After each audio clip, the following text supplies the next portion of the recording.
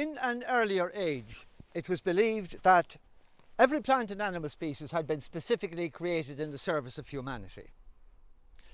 Now, the advance of human understanding has gradually taught us due humility in that regard, but it's still extraordinary the amount of information, the degree of understanding of the properties of particular plants that was gathered as a result of that dedicated search to find out for what purpose God had created particular species.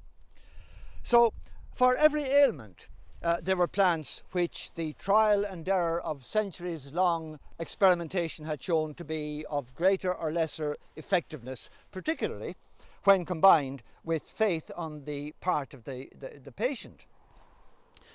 Now, among the categories of medicinal plants, one of the most important was the vulnerary herbs, which were used to staunch the flow of blood. Something which was particularly important in earlier times, of course, when there were no elastoplasts or modern bandaging. And among the plants which were most valued as vulnerary herbs, one of the most important was woundwort.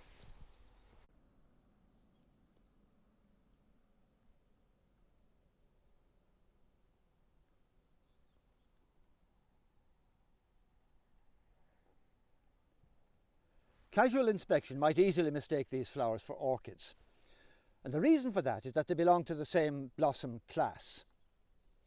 Botanists assign woundwort to the class of gullet blossoms, and gullet blossoms are particularly highly developed in three families. You have the mint family, to which woundwort itself belongs, you have the snapdragon family, and you have the orchids. And all of these are characterized by advanced zygomorphy, elaborate landing platforms for the pollinators, and honey guides, such as you can see very clearly here in the flower of woundwort. Now, these three features combined mean that the plant is able to position the stamens and stigma in the optimal location to ensure cross-pollination. You can see a deep groove in the centre of the landing platform, or labellum, and that's a proboscis guide. That's intended to direct the tongue of the bee to the nectar, which is at the back of the gullet of the flower. And of course, that means that the position of the bee is very precisely predetermined by the structure of the flower. The four stamens are in the roof, underneath the upper lip there.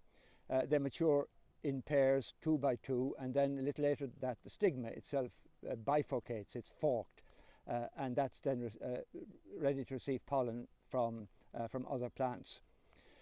If no bumblebees arrive, then the stigma will bend down further and pick up pollen from its own stamens so that self-pollination can take place.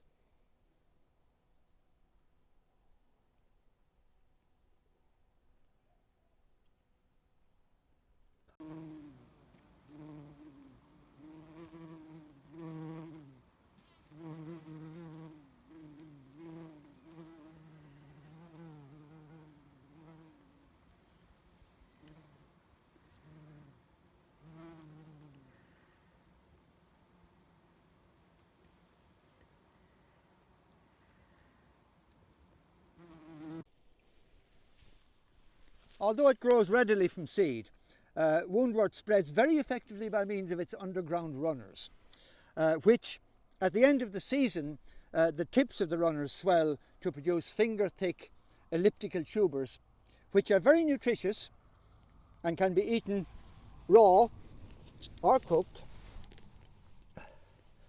There you have them.